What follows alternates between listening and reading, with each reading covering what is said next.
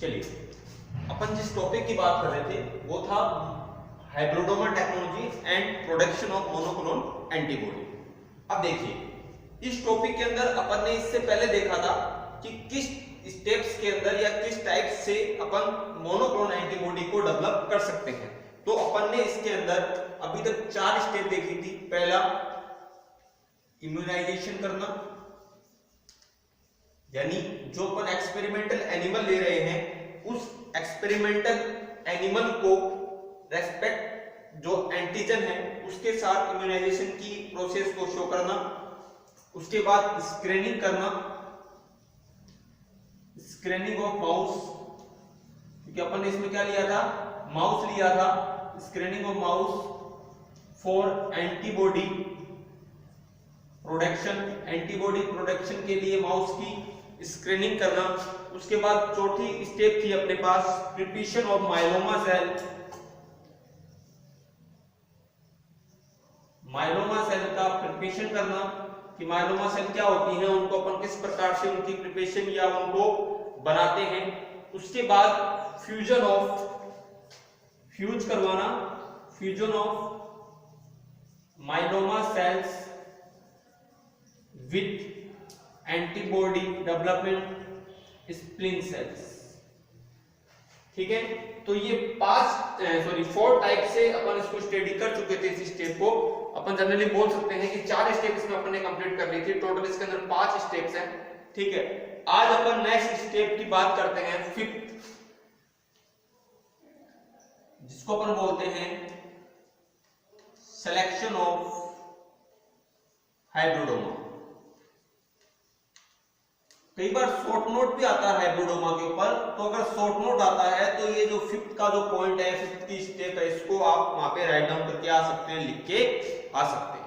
ठीक है, अब ये देखिए, ये जो सिलेक्शन ऑफ हाइब्रिडोमा की अपन जो बात कर रहे हैं कि मोनोक्लोनल एंटीबॉडी डेवलप करते समय अपन हाइब्रिडोमा सेल्स हैं उनका सिलेक्शन किस प्रकार से करते हैं।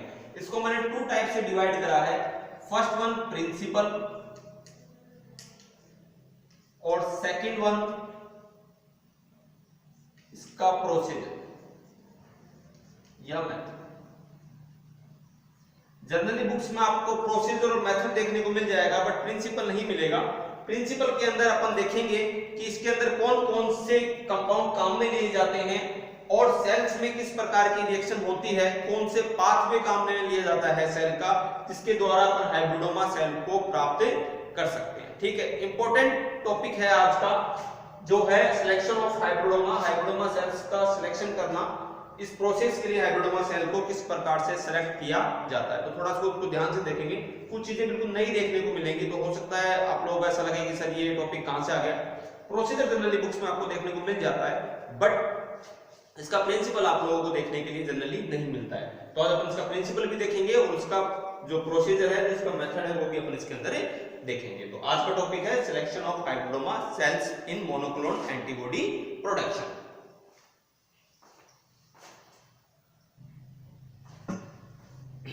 चलिए, तो सिलेक्शन ऑफ हाइब्रिडोमा में हम सबसे पहले देखते हैं इसका प्रिंसिपल। अब देखो इसको, इस प्रिंसिपल को थोड़ा सा मैंने शॉर्ट करा है। ठीक है, इसको अपन लेआउट डायग्राम के द्वारा भी इसे समझेंगे। पहले एक बार इसकी थोड़ी समझ। Selection of hybridoma sales base of the inhibiting, इसको बोलते हैं स्टॉप करना, रोक देना, the nucleotide of DNA synthesis mechanism. यानी सेल डिवीजन की कंडीशन के अंदर जब न्यूक्लियोटाइड जो है यानी जो डीएनए है वो सिंथेसिस करेगा अपने आप को, तो उस कंडीशन के अंदर इसको क्या कर देते हैं, रोक देते हैं। यानी डीएनए सिंथेसिस को क्या करते हैं अपन, न्यूक्लियोटाइड के द्वारा होने वाले डीएनए सिंथेसिस को अपन रोक दें। इससे अपन किसका डेवलप करेंगे, हाइब्रिडोमास का डेवलप करेंगे। क्योंकि अगर इस कंडीशन में कंटिन्यूअसली डीएनए सिंथेसिस होता रहा तो उसमें एंटीबॉडी जो प्रोडक्शन है या एंटीबॉडी जो ट्रांसमिशन है वो वही हो पाएगी जो उसमें ऑलरेडी इनेक्ट है, यानी पहले से जैसी बन रही है वो कंटिन्यूअसली उसी का सिंथेसिस और उसी का डेवलपमेंट करता रहेगा। अपन को ऐसी सेल्स चाहिए जिसके अंदर अपन जो डिजायर एंटीबॉडी जो अपन डेवलप कर रहे हैं वो एंटीबॉडी क्या हो, प्रेजेंट हो, इसलिए उसका डीएनए सिंथेसिस को अपन रोक देते हैं। तो यहाँ पर क्या कर दिया, उसको रोक दिया। Cells can synthesize nucleotide by two pathway, यानी जो सेल्स होती हैं, जनरली जो मैमल सेल्स होती हैं, ये न्यूक्लियोटाइड्स का सिंथेसिस करती हैं दो पाथवे में। कितने प्रकार से? दो प्रकार से। पहला है D novo synthesis and salvage pathway, ठीक है। तो फर्स्ट अपन देखते हैं डी नोवो सिंथेसिस की। ये डी नोवो जो सिंथेसिस होता है, ये क्या चीज होती है? इट रिक्वायर्ड टू, इसके लिए किसकी आवश्यकता होती है? Tetra हाइड्रोफोलेट। It required to tetrahydrofolate which is formed from dihydrofolate, यानी सेल सिंथेसिस, जो न्यूक्लियोटाइड्स के अंदर जो सेल सिंथेसिस है उसके लिए रिक्वायरमेंट होती है टेट्राहाइड्रोफोलेट की, जो कि प्रेजेंट होता है डाइहाइड्रोफोलेट के अंदर। इट मीन जो ये डाइहाइड्रोफोलेट है, इसके सिंथेसिस को अगर अपन रोक दें तो टेट्राहाइड्रोफोलेट नहीं डेवलप होगा, और जिससे अपन को डिजायर जो हाइब्रिडोमा सेल्स हैं वो मिल जाएंगे। It formation of the tetrahydrofolate can be block, इसको रोक दिया जाता है इनहिबिटर, यानी ऐसे एंजाइम या ऐसे इनहिबिटर जिनके द्वारा अपन किसी रिएक्शन को रोक रहे हैं, उसको क्या बोलते हैं अपन? इनहिबिटर, स्टॉप कर देने वाले इनहिबिटर अमाइनो पैट्रिन के द्वारा। किसके द्वारा? अमाइनो पैट्रिन के द्वारा, ठीक है। तो पहला तो सिंथेसिस ही हो गया। सेकंड हो गया साल्वे पाथवे। इसमें क्या होता है साल्वे पाथवे में? इट द डायरेक्ट कन्वर्जन, ये डायरेक्ट कन्वर्जन करता है किसका? प्यूरिन। दो प्रकार के होते हैं, प्यूरिन और प्रिमिडिन। डीएनए सिंथेसिस आप लोगों ने देखा होगा, उसके अंदर purine and pyrimidine into corresponding nucleotide. जिस न्यूक्लियोटाइड की ग्रोथ को अपन रोक रहे हैं उसमें दो प्रकार से नाइट्रोजन बेसेस प्रेजेंट होते हैं, प्यूरिन और प्रिमिडिन, ठीक है। एसजीपीआरटी, ये मैंने आपको कल बता दिया था क्या चीज होती है।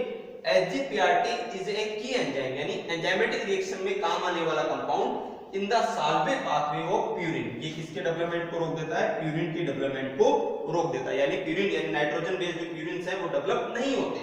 इट कन्वर्ट, अब ये किसमें कन्वर्ट होता है? It convert H and G, ये किसमें कन्वर्ट हो जाता है?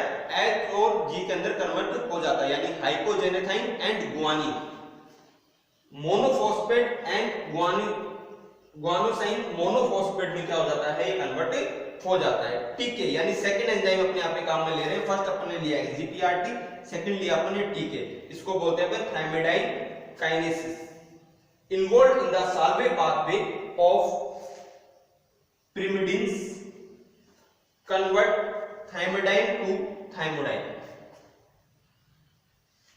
यानी इस कंडीशन के अंदर जो टीके होता है कि क्या करता है, यहाँ पे तो प्यूरिन का रोक देता है और यहाँ पे किसको रोकता है? pyrimidine जो कन्वर्जन है उसको क्या कर देता है? ये रोक देता है। किस कंडीशन के अंदर? साल्वे पाथवे की कंडीशन के अंदर, ठीक है।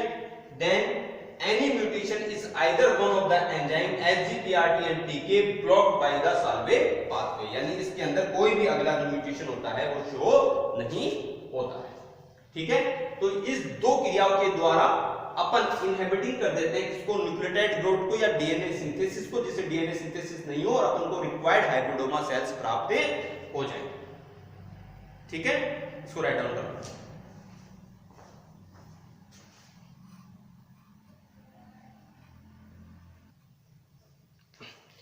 चलिए आगे देखते हैं।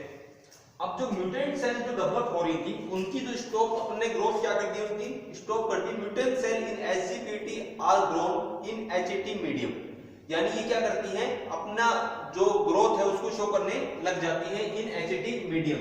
It not survive due to inhibition of the de novo synthesis, यानी जो प्यूरिन है उसके सिंथेसिस अपन ने क्या कर दिया? रोक दिया। इसलिए जो म्यूटेंट सेल्स होती हैं वो काफी लंबे समय तक सर्वाइव नहीं कर पाती। अगला है प्रोसीजर। इसका प्रोसीजर क्या है? Myeloma cells are culture and fuse into the SGPRT medium. मैंने आपको पहले ही बताया था, जो माइलोमा सेल्स होती हैं वो किसमें कल्चर और फ्यूज की जाती हैं? एसजीपीआरटी मीडियम में फ्यूज और कल्चर की जाती हैं। And hybridoma cell can be proliferated in HT medium. जो हाइब्रिडोमा सेल डेवलप होंगी वो किसमें होती है? एचटी मीडियम में डेवलप होती हैं। Cells culture in HT medium only hybridoma cell grow, यानी एचटी मीडियम में सिर्फ हाइब्रिडोमा सेल क्या करती है? ग्रो करती है। दे अप्रोक्स 7 to 10 डेज इसका ग्रोथिंग पीरियड होता है, यानी ग्रो करती हैं। Suspension of hybridoma cell culture and storage. इससे जो बढ़ने वाला सस्पेंशन होता है हाइब्रिडोमा सेल्स का, उसको कल्चर कर लिया जाता है और उसको स्टोर कर लेते हैं। इससे क्या प्राप्त हो जाती है अपन को, एंटीबॉडी के लिए हाइब्रिडोमा सेल्स प्राप्त हो जाती हैं। अब इस हाइब्रिडोमा सेल्स को अपन क्या करेंगे, जो माइलोमा सेल्स है उनके साथ एड ऑन कर देते हैं, ठीक है, जो कि अपन अगली स्टेप में देखेंगे। इसको राइट डाउन कर लो।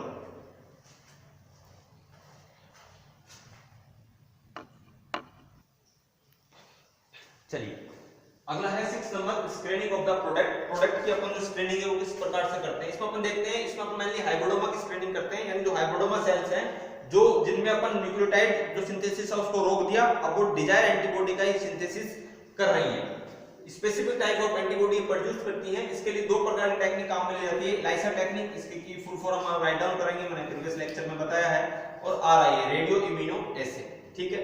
इसमें चेक करा जाता है जो एंटीबॉडी डिजायर एंटीबॉडी है वो एंटीजन के साथ बॉन्डिंग स्पेसिफिक टाइप से शो कर रही है या नहीं कर रही है। Hybridoma cells producing desire antibody can be identify by the screening, यानी स्क्रीनिंग के द्वारा पर्टिकुलर जो हाइब्रिडोमा सेल्स हैं वो डिजायर एंटीबॉडी को प्रोड्यूस कर रही है या नहीं कर रही है उनके बारे में पता लगाया जाता है। It is a such A synthesis type of monoclonal antibody, इसके द्वारा मोनोक्लोनल एंटीबॉडी का सिंथेसिस भी होता है या उसको आइडेंटिफाई भी किया जाता है। तो ये अगला टॉपिक था आपका स्क्रीनिंग ऑफ द प्रोडक्ट, छोटा सा, इसमें कुछ ज्यादा लंबा है नहीं, राइट डाउन कर ले इसको।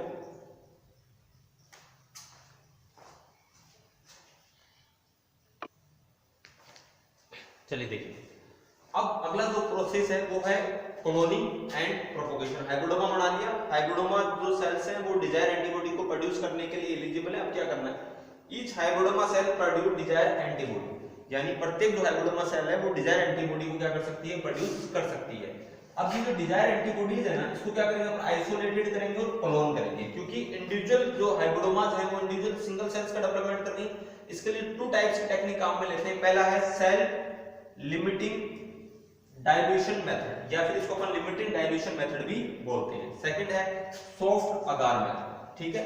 अब देखो पहले वाले में क्या करना है, सस्पेंशन ऑफ हाइब्रिडोमा सेल, इससे पहले जो अपने सस्पेंशन डेवलप करा था उस सस्पेंशन को अपन डाइल्यूट करेंगे एंड पुट कर देंगे किसके अंदर, एक ये माइक्रो कल्चर वेल्स लगी हुई है, यानी एक जो वॉल होती है ना अपने उसकी जैसी इंस्ट्रूमेंट होता है जिसके अंदर उस सेल्स को रख दिया जाता है, सस्पेंशन होता है ना उसको रख देते हैं, इसमें डाल देते हैं, और ये बीच में जो कॉलम बने हुए हैं इसके, ये होता है सस्पेंशन ऑफ हाइब्रिडोमा, इसमें हाइब्रिडोमा सस्पेंशन जो उसको डाल देते हैं। रिमूव इस सिंगल वॉल, यानी प्रत्येक को, यानी इसको अलग कर लिया, इसको अलग कर लिया, इसको अलग कर लिया, सबको कर लेते हैं, अलग अलग कर लेते हैं, और देखते हैं इसमें कि जो डिजायर एंटीबॉडीज है वो किसके द्वारा प्रोड्यूस हो रही है उसको क्या कर लेंगे, अपने यहाँ से सेपरेट कर लेते हैं, ठीक है। अगला सॉफ्ट अगार मेथड, इसमें जो हाइब्रिडोमा का सस्पेंशन है उसको इस अगार मेथड में क्या कर लिया जाता है, कल्चर कर लिया जाता है, फिर इसको ट्रांसफर करते हैं एक स्पेसिफिक सेमी सॉलिड मीडियम के अंदर, जिसके द्वारा इसको उसके बाद में सेपरेट करते हैं, और जो वही सेम यहाँ पे जो प्रोसेस था डिजायर एंटीबॉडी प्रोड्यूसिंग जो सेल्स है उनको अलग कर लिया जाता है, ठीक है। तो इसके द्वारा आपको डिफरेंट टाइप के क्लोन प्राप्त हो जाते हैं।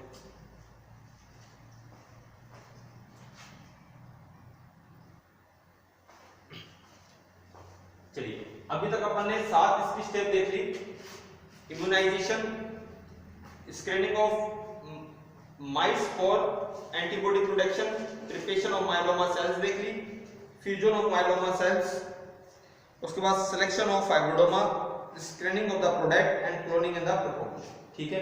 अगला जो टॉपिक है वो है अपने पास प्रोडक्शन ऑफ मोनोक्लोनल एंटीबॉडी, उसका प्यूरिफिकेशन करना, कैरेक्टराइजेशन करना और उसको स्टोर करना, ठीक है। अभी तक कुछ टॉपिक्स इसमें ऐसा हो सकता है जो कि आपको समझ में नहीं आ रहे, ठीक है।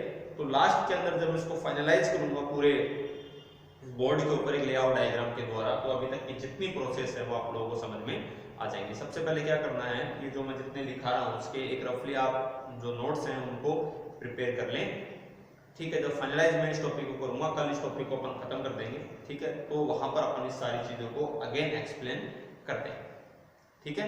इसको राइट डाउन कर लीजिए अगर किसी ने नहीं किया।